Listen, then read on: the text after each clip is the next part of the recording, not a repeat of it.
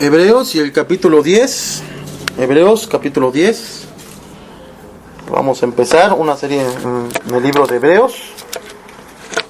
Vamos a empezar en el libro de Hebreos. Antes vamos a orar.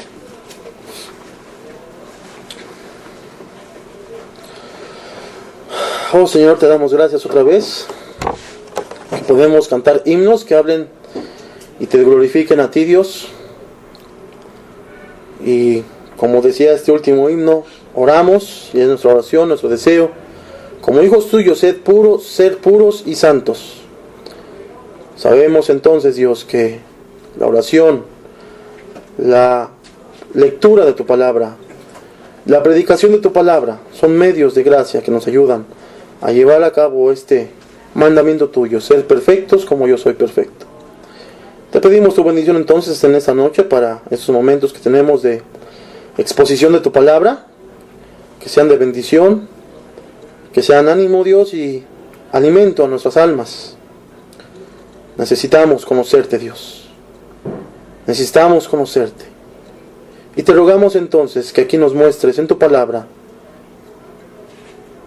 a ti, Dios, a Cristo, a nuestro gran sumo sacerdote, Cristo Jesús. Así entonces pedimos tu bendición en estos momentos y te damos gracias. En su nombre y por su nombre y para tu gloria te lo pedimos. Amén. Pero vamos a estar estudiando durante las próximas semanas y tal vez meses y tal vez años y décadas, no nada más meses, el capítulo 11 de la epístola a los Hebreos. Ahora, el año pasado terminamos viendo un poco acerca del tema de la fe. Y utilizamos un poco el versículo 1 de dicho capítulo, del capítulo 11, para poder explicar un poco ese tema. Entonces, el capítulo 11, pues, de Hebreos no expone cómo es que la verdadera fe, cómo es que la verdadera fe, la fe salvadora, ha actuado en los santos de todas las edades de forma asombrosa. Cuando tú lees el capítulo 11 de Hebreos, muchos teólogos le llaman a esta lista héroes de la fe. El capítulo 11 le llaman héroes de la fe, inclusive hasta hay un librito que fue uno de los primeros que leí que me gustó. Y así muchos teólogos le llaman este capítulo, el capítulo de héroes de la fe.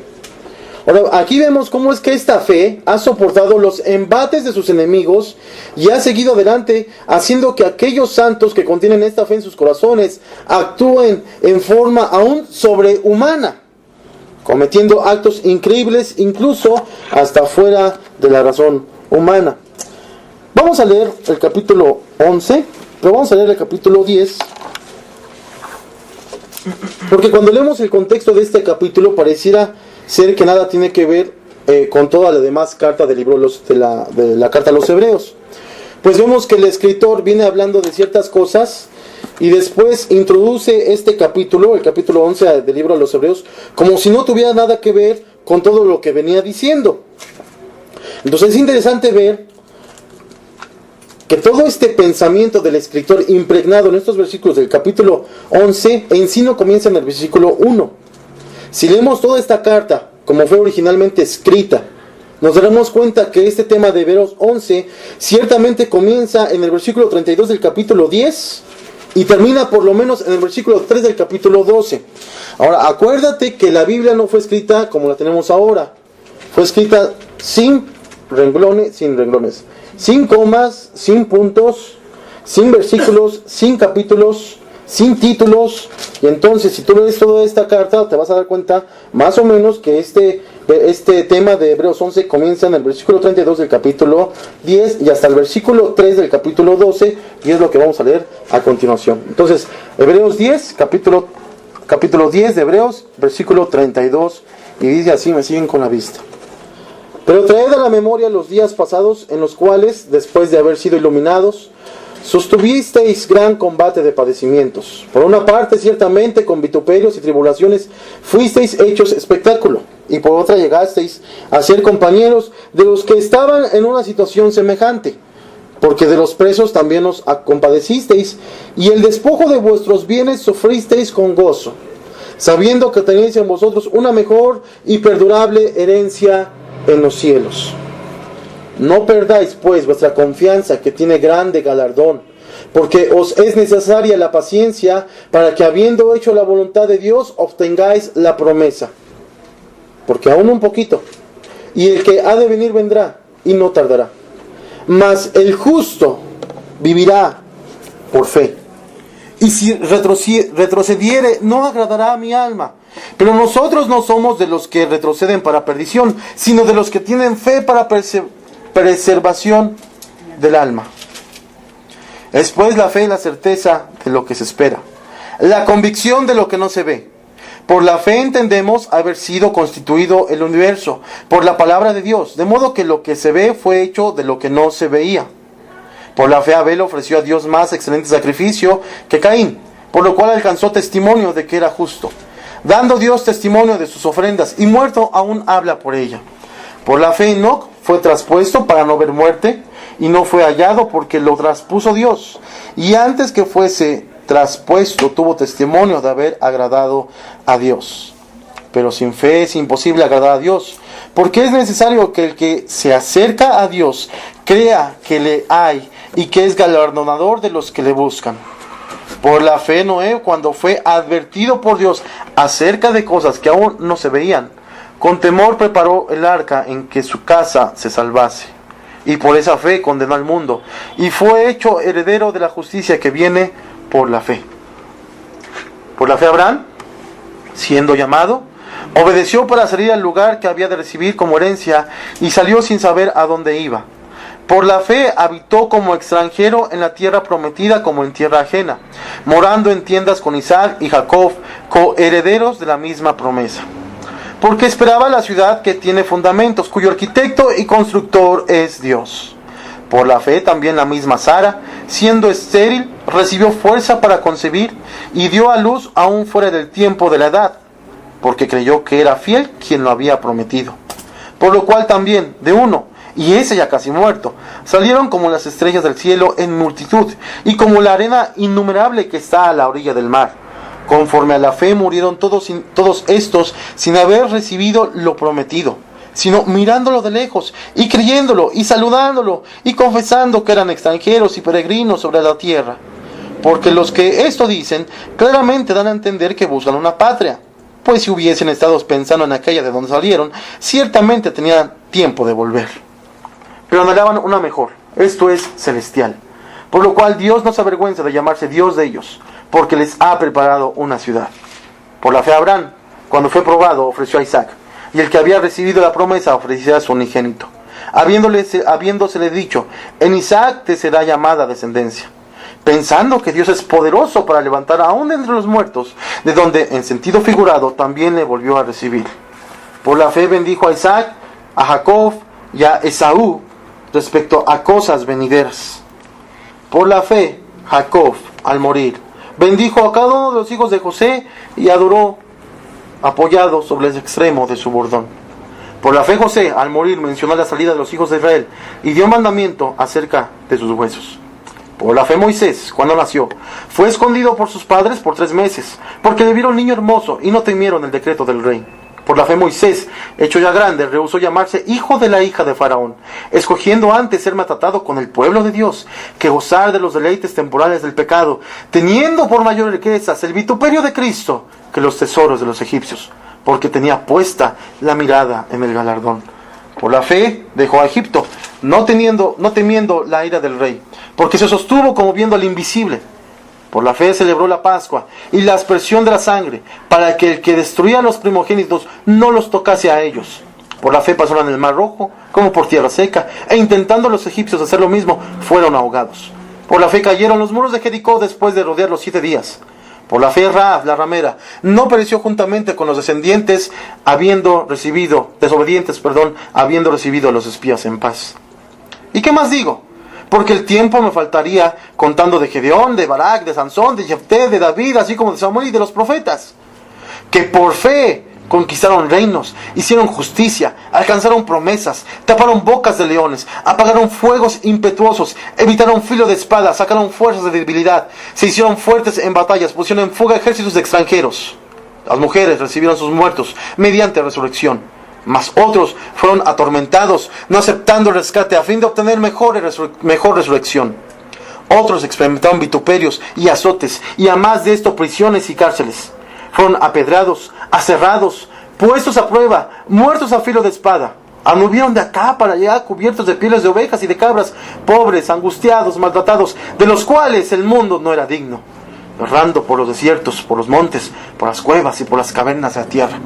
Y todos estos, aunque alcanzaron buen testimonio mediante la fe, no recibieron lo prometido, proveyendo Dios alguna cosa mejor para nosotros, para que no fuesen ellos perfeccionados aparte de nosotros. Por tanto, nosotros también, teniendo en derredor nuestro tan grande nube de testigos, despojémonos de todo peso y del pecado que nos asedia, y corramos con paciencia la carrera que tenemos por delante, puestos los ojos en Jesús, el autor y consumador de la fe, el cual, por el gozo puesto delante de él, sufrió la cruz, menospreciando el oprobio, y se sentó a la diestra del trono de Dios. Considerad aquel que sufrió tal contradicción de pecadores contra sí mismo, para que vuestro ánimo no se canse hasta desmayar. Ahora bien, es muy importante que después del capítulo 10 venga el capítulo 11. Y aún más importante es que los versículos 32 del capítulo 10 en adelante estén allí después de los versículos antecesores. ¿Por qué digo esto? Ahorita lo vamos a ver a continuación. Al fin y al cabo sabemos que Dios es quien escribió su santa palabra. Pero ¿por qué digo esto? Que es muy importante que estos versículos y este capítulo estén antes del 11. Bueno, veamos algunas cosas importantes acerca de esta epístola para poder entender la conexión de este capítulo con el resto de los demás, y así entonces poder entender lo que el escritor quería demostrar y aplicar en todos estos versículos del capítulo 11. Entonces este sermón solamente lo titulé Introducción al capítulo 11 de Hebreos 11. Solamente es una introducción en el contexto de toda la carta para ver por qué es que el escritor pone allí, en esa parte, Hebreos 11. Muchos teólogos han tratado de descifrar quién es el escritor de esta carta, pero nadie ha acertado. No se sabe quién escribió, y aún más no se sabe a ciencia cierta quiénes eran sus destinatarios, puesto que en ninguna parte dice, como en otras epístolas, a la iglesia de Corinto, o a los santos de Roma, o a la iglesia de Éfeso, o a Timoteo, o a Tito, etc. Entonces el nombre de la carta lo atribuyen a los hebreos, porque hay ciertas pistas en la carta que indicarían eso, que fue escrita a los hebreos. Por ejemplo, esta carta trata de la superioridad de Cristo. Ese es el tema principal según los teólogos. La superioridad de Cristo por sobre los sacrificios que se ofrecían en el templo para la expiación de pecados. Ahora eso lo vas a ver en el en los capítulos 8 y 9 y parte del 10. Al parecer en el capítulo 6 y 10, las palabras allí nos insinúan en una cierta persecución a la que estaban siendo objeto los destinatarios. Entonces vemos primero que en el capítulo 8, 9 y 10 se ofrecían sacrificios en el templo. Y luego vemos en el capítulo 6 y 10 que había una cierta persecución a los destinatarios. Entonces por estas cosas se puede deducir que el templo estaba todavía presente y se seguían ofreciendo sacrificios. Y como ya se dijo, que estaban siendo perseguidos. Y esto da la suposición de que estos receptores entonces eran judíos cristianos del primer siglo, de primera generación, y hasta de posiblemente segunda generación, que se estaban congregando cerca de Jerusalén, donde se estaba el templo, donde se ofrecían sacrificios. Ahora bien, por estos mismos datos, se suele suponer que la carta fue escrita aproximadamente entre los años 64 y 69. ¿Y esto qué tiene que ver, dices? ¿Qué me importa en qué año fue escrita? Eso es un dato muy, muy importante, porque si ellos seguían ofreciendo sacrificios, entonces el templo aún no había sido destruido, porque este fue destruido hasta el año 70 por el general Tito. Por tanto, si el templo aún no era destruido y estaban siendo perseguidos estos destinatarios, entonces esa fecha en la que se fue escrita la carta suele situarse correctamente entre los 64 y el 69, más cerca del 66, que era cuando el emperador más horrible de Roma estaba en el trono, y era Nerón. Y este fue el primer emperador en perseguir abiertamente y con terror, con sumo terror, desprecio y odio a todos los que profesaran el cristianismo, cerca del año 66.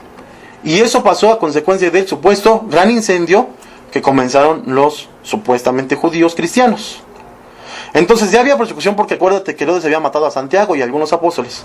Pero la persecución con Nerón fue más abierta, fue más desquiciada, fue más terrorífica, más sangrienta y más depravada en lo que hacía Nerón. Despiadada es la palabra que está buscando, despiadada con Nerón. Entonces ya hemos dicho que la carta era dirigida a estas personas. Y lo que podemos ver también, por la ausencia de un escritor y receptores, es que esta carta era un sermón. Muchos teólogos dicen que esta carta no es una carta, que es un sermón. Muchos teólogos caen en esta cuenta, pues el estilo con que fue escrita, el tema principal que se muestra a lo largo de toda la carta, el comienzo de explicación teológica y luego aplicación práctica, explicación teológica y luego otra vez aplicación práctica, hacen ver que era un sermón. Como tal, entonces podemos ver que el pasaje que tenemos aquí es como la transición de la teología a la aplicación práctica de sus receptores para fortalecer su fe en el autor de la fe, en Cristo, quien es supremo a todo y todos y quien podía sostenerlos. Ahora, cuando vamos a ver este capítulo 10, ahí en versículos 22, si tú has leído la historia un poco acerca de los emperadores romanos y de Nerón, ya sabías que este hombre era totalmente depravado y está desquiciado de la mente. Entonces lo que hacía era llevar a los cristianos al Coliseo romano y aventar los animales y ahí ser despedazados. O eran estacados, clavados y puestos en el patio de ahí del Senado, no sé, de un palacio ahí grande de Nerón. Y eran vestidos con pieles y rociados con aceite para que ardieran como antorchas y allí entonces iluminaran todo el patio y las calles de Roma. Muchas cosas más hacía Nerón con los cristianos. Era un ser vil y entonces era una de las más grandes persecuciones que los cristianos del primer siglo, de primera generación, afrontaban contra este hombre. Viendo estas cosas entonces podemos continuar y analizar de forma general los capítulos antecesores a nuestro texto de estudio. Entonces, tenemos en mente la situación cultural ya. Está el templo todavía ofreciendo sacrificios, Nerón los empieza a perseguir, son perseguidos, imagínate, perseguidos, sacados de familias, destrozados, muertos, violadas, destrozadas, exhibidos, y tenemos esta situación entonces cultural allí, ya tenemos el contexto cultural. Entonces vamos a ver ahora el contexto de la carta en los primeros capítulos.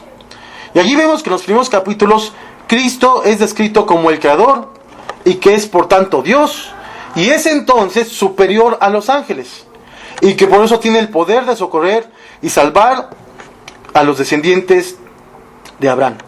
Eso lo ves en el capítulo 1 y capítulo 2.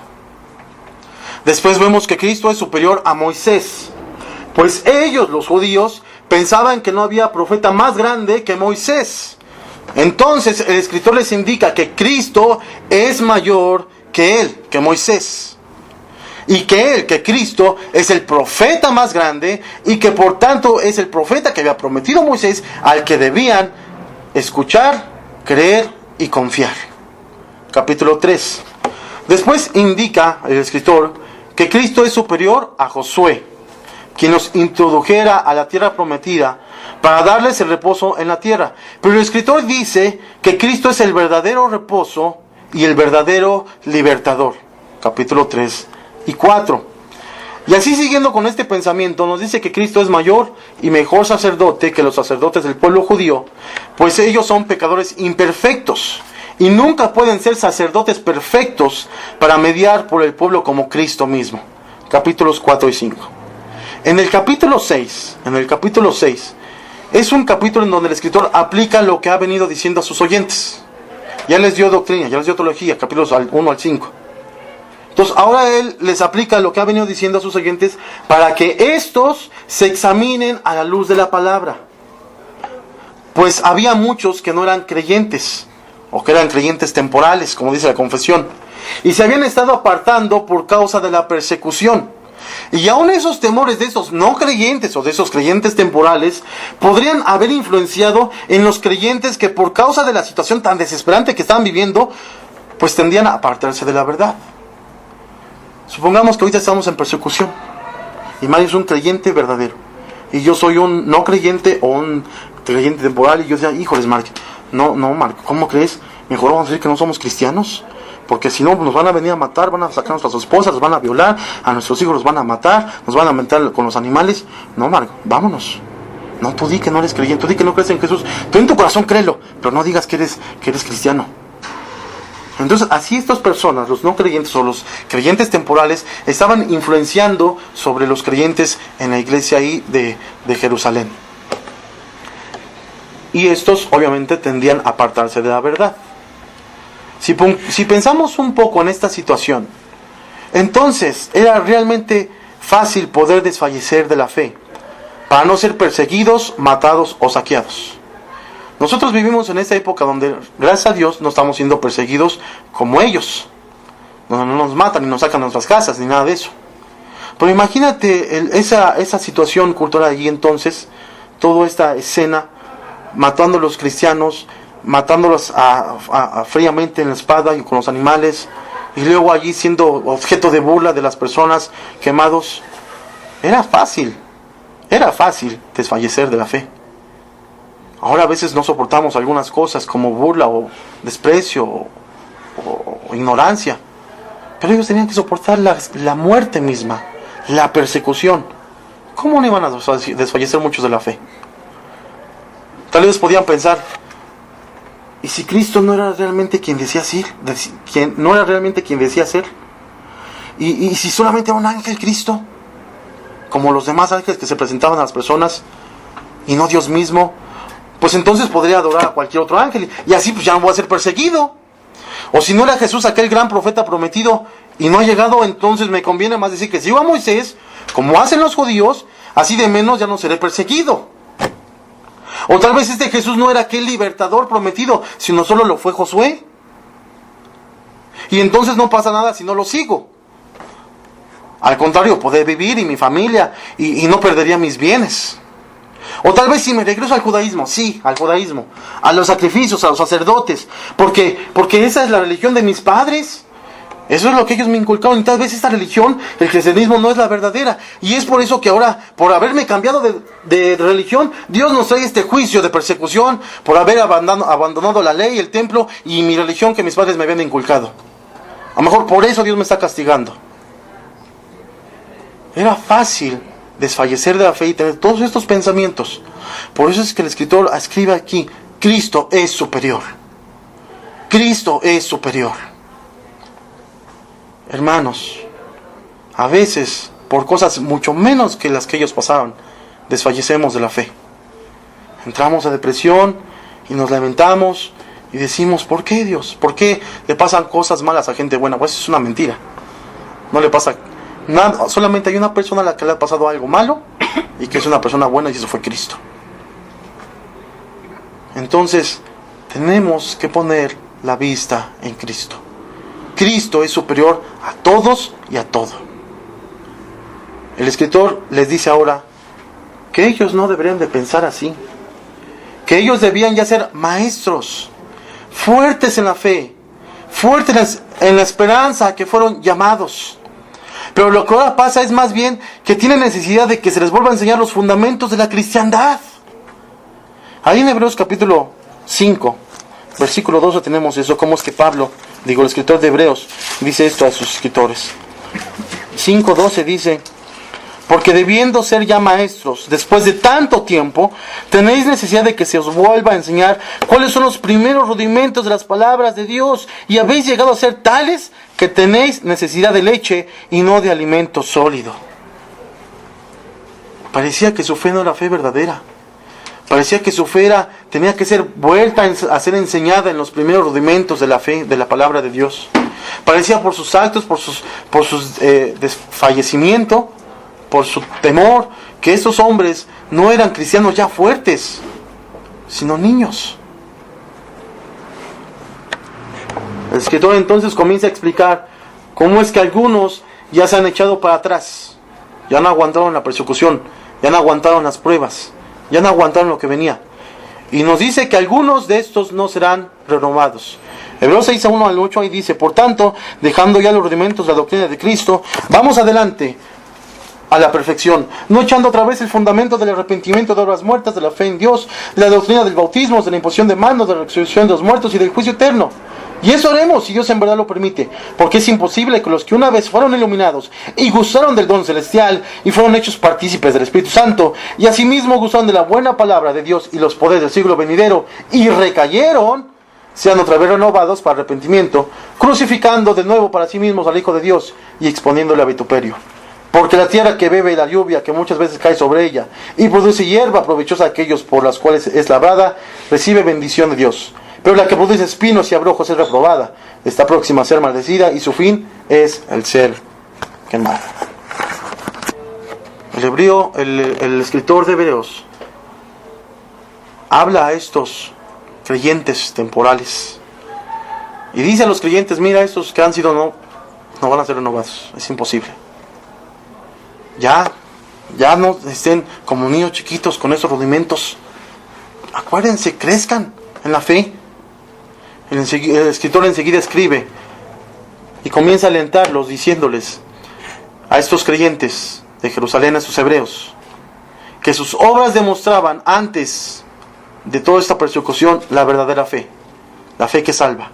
Y que esto que les está aconteciendo ahora es para que esa fe crezca, para que esa paciencia crezca. Ahí, acabamos de leer en el capítulo 6, 11 y 12 dice: pero deseamos que cada uno de vosotros muestre la misma solicitud hasta el fin, para plena certeza de la esperanza, a fin de que no os hagáis perezosos, sino imitadores de aquellos que por la fe y la paciencia heredan las promesas. Él les dice que no sean temerosos por causa de su cristiandad. La esperanza de la salvación, la fe en Cristo dada a ellos, nunca realmente cesará, pues como descendientes espirituales de Abraham, realmente nunca caerían o se apartarían, pues Dios mismo lo juró.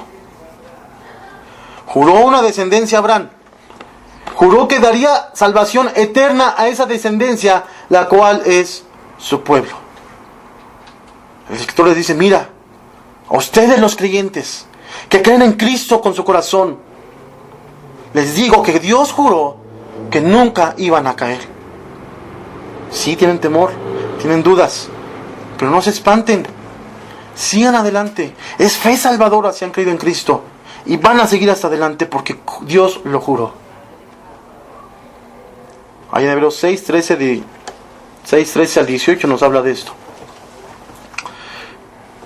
Entonces estos cristianos no debían ser temerosos y desconfiados.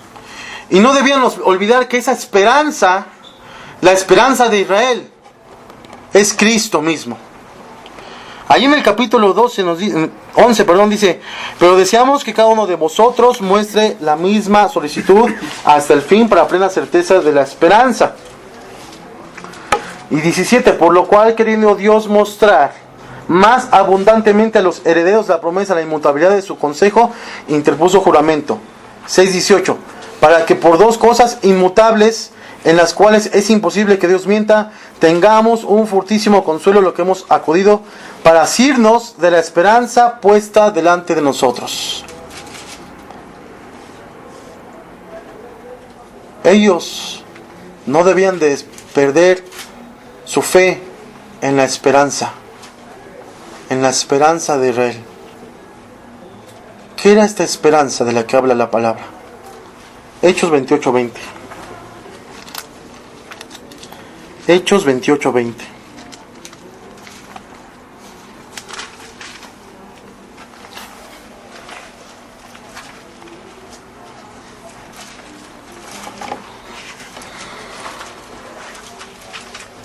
Y aquí Pablo está hablando, predicando en Roma. Y entonces dice lo siguiente. 28:19 dice: pero oponiéndose los judíos, me vi obligado a apelar a César, no porque tenga de qué acusar a mi nación. Así que por esta causa os he llamado para veros y hablaros, porque por la esperanza de Israel estoy sujeto con esta cadena. ¿Por quién estaba sujeto Pablo? ¿Por qué estaba sujeto Pablo a cadenas? Encarcelado. ¿Qué había hecho Pablo? Predicar el Evangelio. Como dice, predicar a Cristo y a este crucificado. Entonces, ¿quién es la esperanza de Israel? Cristo. El escritor de Hebreos le dice entonces a ellos que no debían olvidar esa esperanza.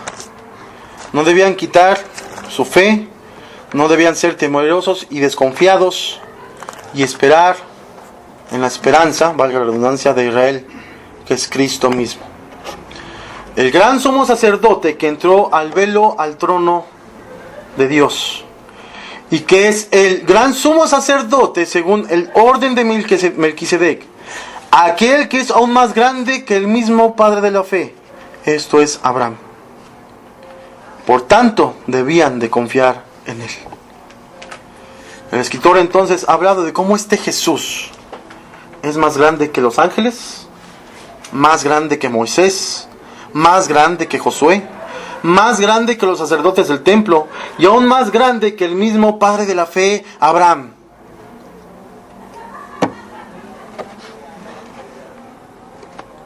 Si alguien debía ser encomiado por su fe, era Abraham. Y para ellos no había persona más grande que él, que Abraham. No había fe más grande que Abraham. Pero el escritor les dice, Cristo. Cristo.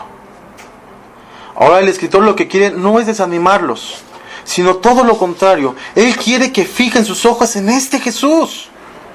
No es que les dice en el capítulo 6, mira, tú no vas a entrar y ya no van a ser renovados. No es que quiere desanimarlos con su examen.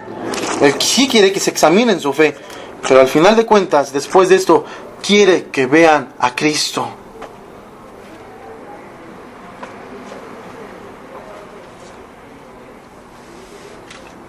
No quiere desanimarlos, quiere que fijen sus ojos en Jesús, el gran profeta, el único libertador y el gran verdadero sumo sacerdote. Hermanos, aquí está la gran esperanza de Israel. Aquí está este gran sacerdote según el orden de Melquisedec, el cual es perfecto y nunca su sacerdocio cesará. Pues ni tiene principio ni tiene fin, y así estará allí ejerciendo ese sacerdocio perfecto por su pueblo hasta que estemos con él en la eternidad. Ahora te pregunto, como sacerdote, ¿qué hace por ti? Intercede.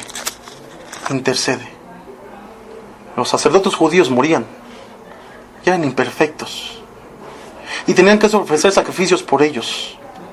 Pero Cristo, siendo perfecto, ofreciéndose él mismo como sacrificio, estoy ante Dios llevando a cabo ese oficio de sacerdote, intercediendo por su pueblo. Padre, sí pecó él, pero yo ofrecí sacrificio. Padre, sí él pecó, pero ese pecado ha sido pagado. Sí, Padre, volvió a caer, pero también ese pecado ha sido pagado, Padre. Padre, sí, lo volvió a hacer. Pero ahí está, intercediendo por los que creen en él. El gran sumo sacerdote, según el orden de Melquisedec, el más grande sacerdote, Cristo, intercede por su pueblo. Esta es la gran esperanza de Israel. Esta es la gran esperanza de Israel. El escritor entonces sigue hablando y en el capítulo 7 nos explica que él es mejor que los sacerdotes del templo, porque este gran sumo sacerdote no muere y porque él es el fiador de un mejor pacto. Capítulo 7, versículo 22. Ahí nos dice que este Jesús es el mediador de un mejor pacto. Por tanto, Jesús es hecho fiador de un mejor pacto. Un pacto cuya esperanza es la salvación perpetua en Él mismo. Un pacto cuya esperanza es la salvación perpetua en Él mismo. Y por tanto, siendo Él Dios eterno, nunca Él dejará de interceder por su pueblo. Nunca. nunca va a dejar de interceder por su pueblo. Nunca.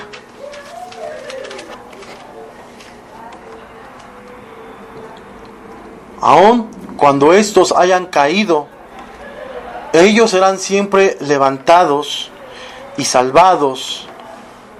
¿Sabes por qué? Porque Dios juró. Dios juró.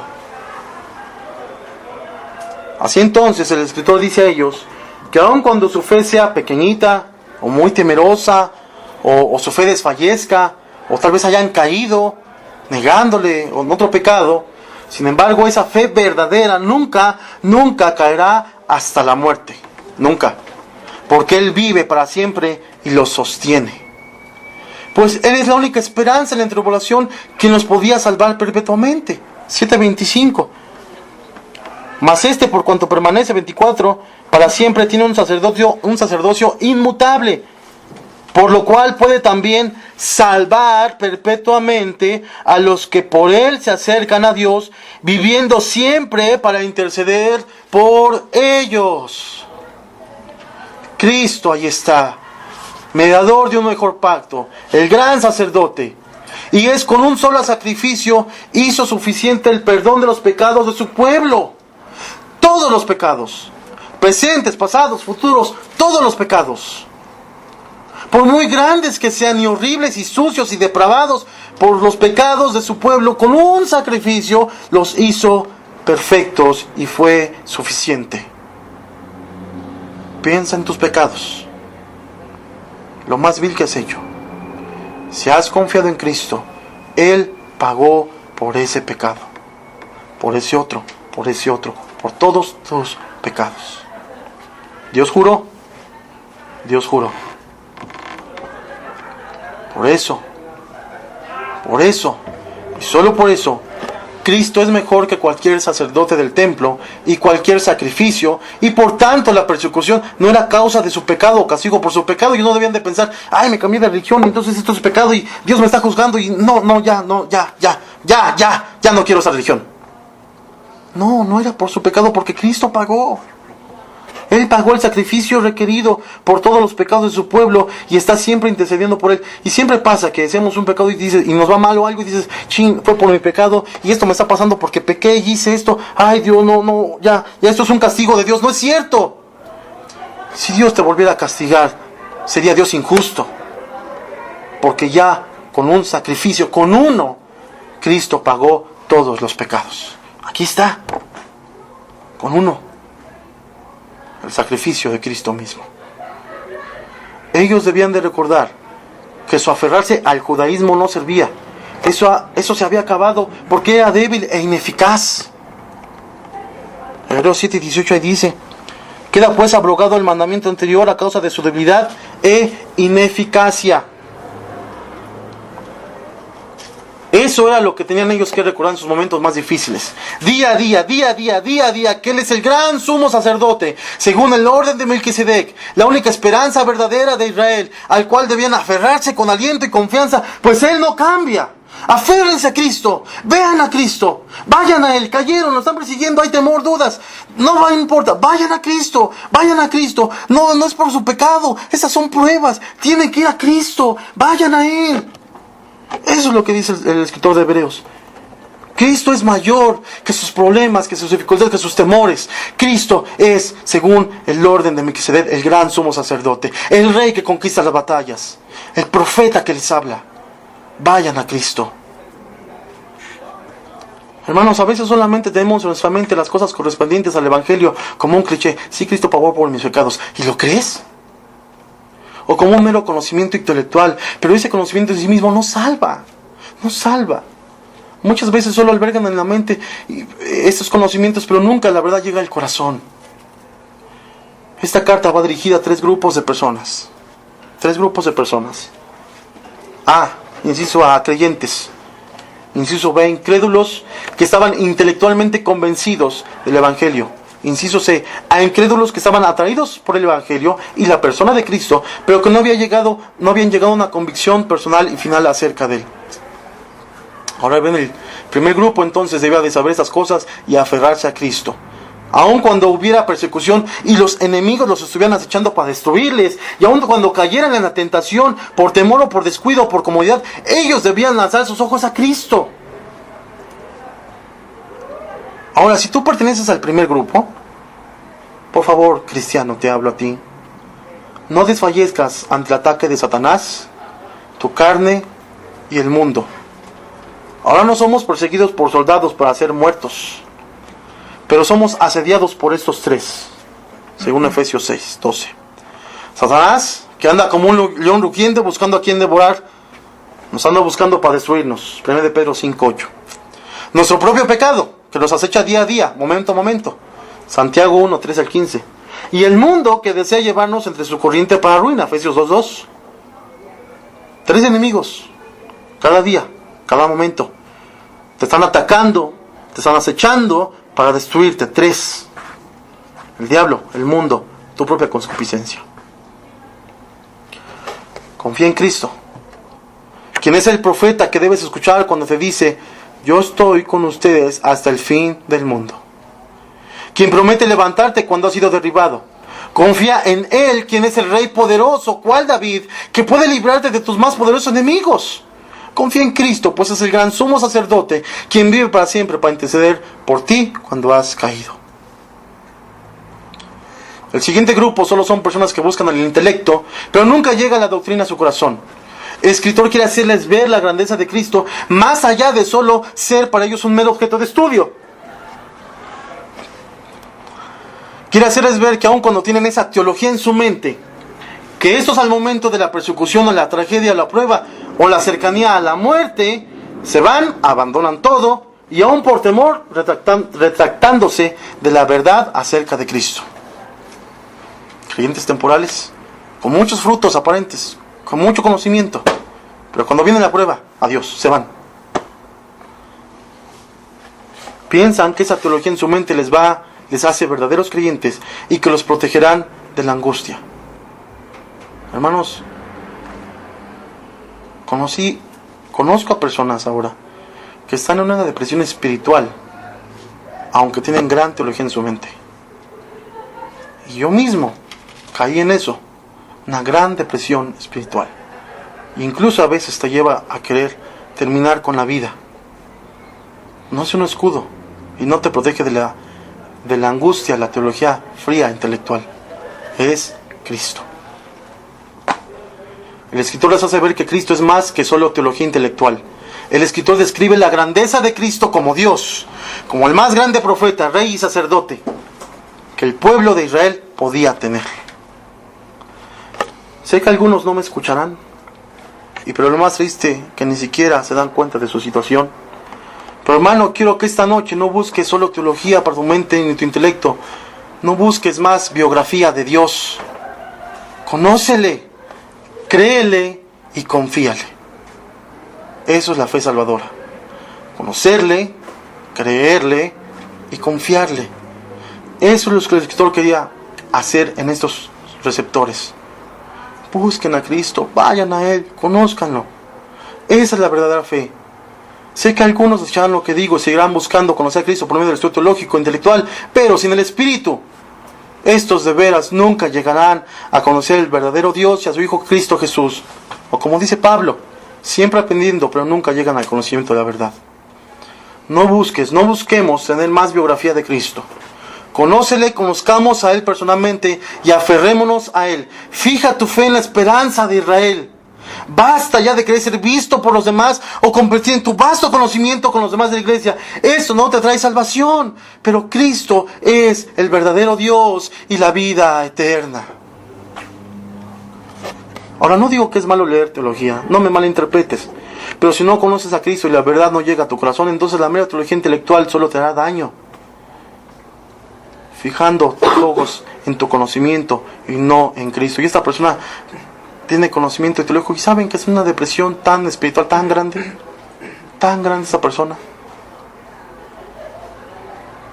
Como dice este predicador, esto te hace solamente duro, orgulloso, necio, presuntuoso, criticón y al final un falso maestro. Luego el tercer grupo son incrédulos judíos que se estaban que estaban atraídos por el Evangelio y la persona de Cristo, pero que no había llegado a una convicción personal y final acerca de él.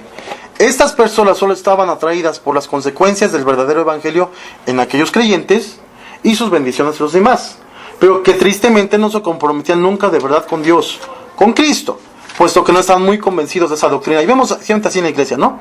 Que vienen aquí a la iglesia, ay, pues qué bonita comunión, aquí la comida, y los hermanos son muy lindos, y aquí están, bla, bla, bla, bla, bla, bla. Y pueden pasar años llegando, pero nunca están convencidos y comprometidos con el Cristo de la Biblia. Hay personas así en todas las iglesias de Cristo. Por tanto, lo que hace el escritor es exponerles ya en el capítulo 8, 9 y parte del 10 cómo es que Cristo era mucho mayor que la ley, los rituales del antiguo tabernáculo y de todo aquel antiguo pacto en el que ellos aún se confiaban. Asimismo, estos capítulos servían para llamar a la confianza de los creyentes en la persona y obra de Cristo, ya que aquel primer pacto en el que posiblemente todavía confiaban era deficiente, pues era temporal, era terrenal e imperfecto, según Hebreos 8, 7, 9, 1, 9, 9 al 10. Ya no voy a leer las cifras porque el tiempo se nos está yendo.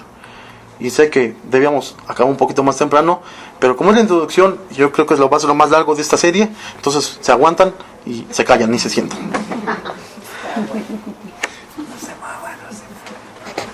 Entonces el escritor les muestra que ahora Cristo es el mediador de este nuevo y mejor pacto con mejores promesas, Hebreos 8, 6. Ahora, en este nuevo pacto, Cristo nos muestra la grandeza de su obra redentora al ofrecerse él mismo como sacrificio por los pecados de los pecadores. Capítulo 9. El pensamiento del escritor sigue fluyendo a lo largo del capítulo 9 y 10 para demostrar la grandeza y supremacía de Cristo en que siendo como era, es decir, Dios mismo, más grande que los ángeles, más grande que Moisés, más grande que Josué, más grande que Abraham y más grande que los sacerdotes, que aún así este Cristo, este Jesús, este Dios, ofreció su vida como sacrificio por los pecados de los pecadores. Siendo el gran profeta, el gran rey, el gran sumo sacerdote, siendo así, Él se humilló, ofreciéndose como el sacrificio perfecto por los pecados de los pecadores, una vez y para siempre. Capítulo 10, 14. Así entonces, habiendo expuesto todo su argumento de la grandeza de Cristo, el escritor llama a sus seguidores creyentes primero, 10, 19 al 22. Los llama a que por la gracia de Dios mostrada en la persona y obra de Cristo, que entonces ellos vayan, se acerquen a Dios por medio de Cristo, pues el camino fue abierto, ya no hay más por hacer sino solo ir a Él, por medio de Cristo, esperar en Él, tenerle fe y confianza. Él primero se dirige a sus creyentes, ¿sabes qué les dice? Mira, ya no hay más sacerdocio, ya se acabó. Tú tienes ya el pase libre para entrar a Dios. Ve a Dios por medio de Cristo. Eso se acabó. Ya el templo ya, olvídalo. Tú tienes ya libre acceso ante el trono de la gracia, ante Dios mismo. Ve a Él, búscalo, espera en Él, tenle fe, confía en Él. Después les llama en el versículo 23 a mantenerse firmes. De ahí del 10:23 les llama a mantenerse firmes, sin fluctuar, teniendo en mente la promesa de Dios, teniendo en mente toda la grandeza y obra de Cristo, pues esto era realmente el aliciente poderoso que les haría mantenerse firmes aún hasta la misma muerte. Ya te das cuenta, es como del capítulo 1 hasta el capítulo 10 está mostrando la grandeza de Cristo, su belleza, su misericordia, su amor, su benevolencia, su pasión por su pueblo.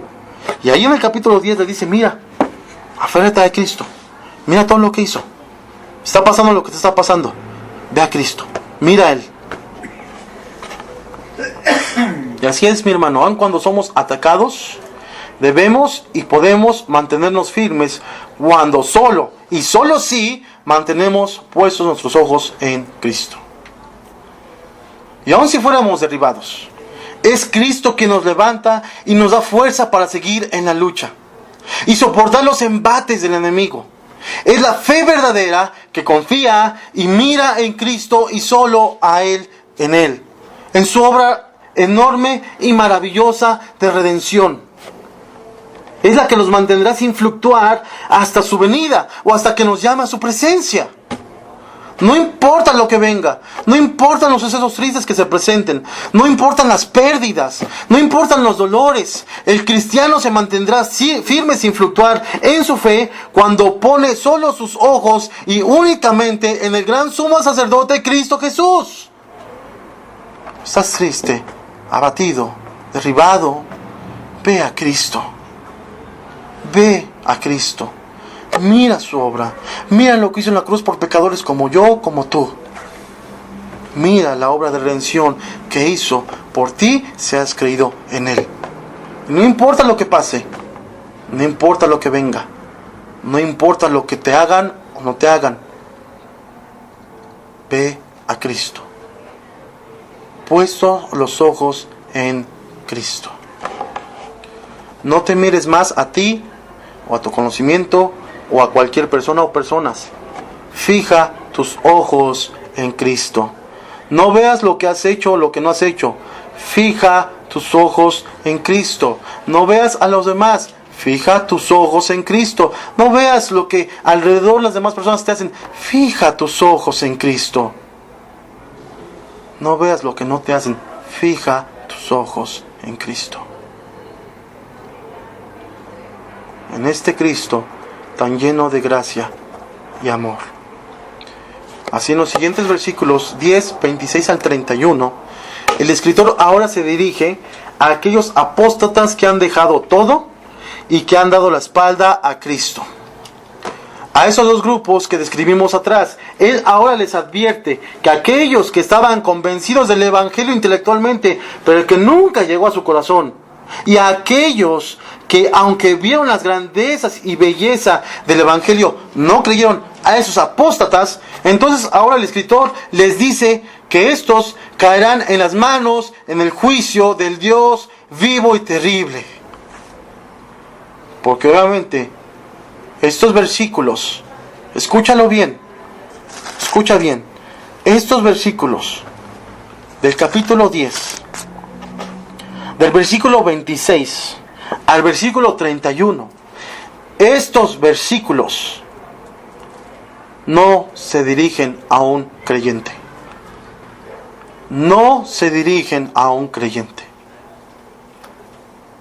Si el diablo te quiere atacar y te lleva a estos versículos y te dice, te pasaste. Te pasaste. Ahora sí, ese pecado te pasaste. Mira lo que dice ahí en Hebreos 10, 26. Que si pecas voluntariamente, después de recibido el conocimiento de la verdad, ya no queda más sacrificio por los pecados. ¡Y ese eres tú! ¡Ese eres tú! Ya no queda más sacrificio por los pecados que hiciste.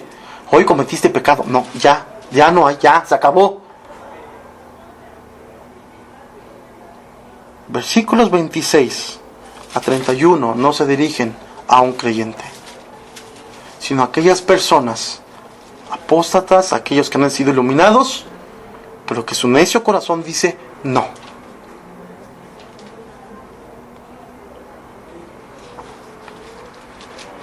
Un creyente verdadero jamás podrá caer de la gracia. Jamás. Jamás. Porque Dios juró. Sino que son personas que daban apariencia de ser creyentes. Pero las pruebas, las tribulaciones, las persecuciones, las aflicciones y toda clase de tentaciones realmente dejaron ver lo que había en su corazón. Esto es incredulidad. Entonces, analiza tu fe y ve si estás en la verdadera fe. Explicamos precisamente eso algunos meses. No sea que cuando venga la tempestad, la prueba, la tentación, la persecución, te alejes y caigas así en el juicio y terror de Dios. El escritor se apresura ahora a animar a los creyentes en los versículos 10, 32 y de adelante, pues no quiere desanimarlos con lo que acaba de decir. Las personas cuando leen esto se desaniman. Pero por eso el escritor luego empieza en el 32, pero traed a la memoria los días pasados y lo que sigue. No quiere desanimarlos haciendo que ellos analicen su fe y entonces les escribe, les dice que después de haber analizado su fe y ven que su fe es muy chiquita y hasta dudosa o temerosa, que aún así recuerden cómo esa fe en ellos obraba en sus vidas al principio, de modo tal que actuaban de forma inaudita por amor y para Cristo, por amor a y para Cristo, que toda su fe se centraba en Cristo. Y es que el escritor se apresura a escribir esto porque por causa de aquellos corazones sensibles que siempre están examinándose y pensando, ¿seré yo? Híjoles, el predicador está hablando, ese soy yo. Yo ese soy yo, que no soy así. Yo soy apóstata, a lo mejor yo soy ese. Por eso el escritor enseguida escribe estos versículos para aquellos corazones sensibles, para que sean animados y confortados. Él habla a ellos y les anima y les exhorta a no desfallecer y fijar sus ojos no en ellos, no en sus obras, no en ninguna persona, no en su conocimiento, no en su fe, sino en el autor y consumador de la fe en Cristo Jesús. Ahora sí es que llegamos a este pensamiento del 10:32. Ya por fin ya llegamos y ya vamos a acabar. Ya unos minutos nada más. Y es así como se relaciona con lo anterior dicho. Es tan triste ver que siempre pasa así. Que las personas que de veras debían examinarse, nunca lo hacen. Y siempre dicen, él o ella es el que se debe de examinar. Yo no, porque yo sí hago esto y aquello.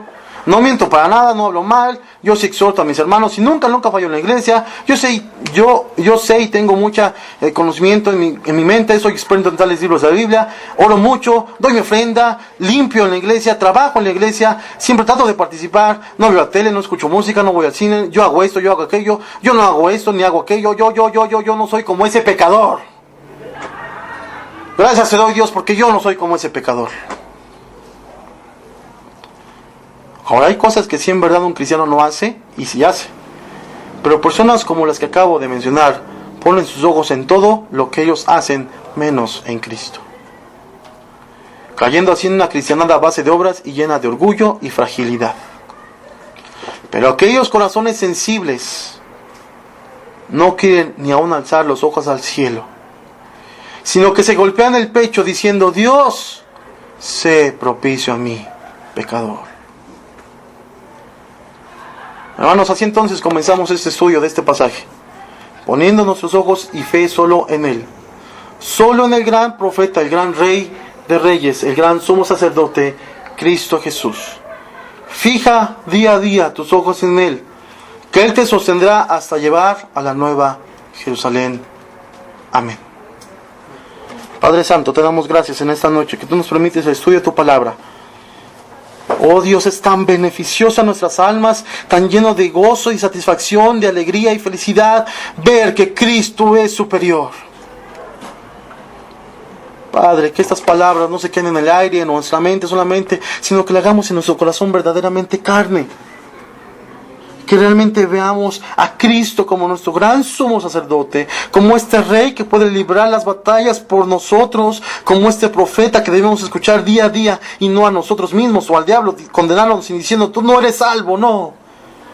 Siempre Dios, haznos poner los ojos en Cristo. Siempre Cristo. Siempre Cristo. Si nuestra fe es tan pequeñita, Dios, haznos crecer en nuestra fe. Que no esperemos y confiemos en nuestras obras o en nuestra fe misma. Que confiemos en Cristo, el autor, dador de la fe. El mundo nos quiere destruir, se burla de nosotros. El diablo nos anda como león rugiente. Y este viejo hombre aún en nosotros, que nos llama a pecar y cometer cualquier acto inmundo. Pero te pedimos por Cristo que nos ayudes. Te lo ruego, Dios. En su nombre, por su nombre, te pedimos estas cosas. Amén.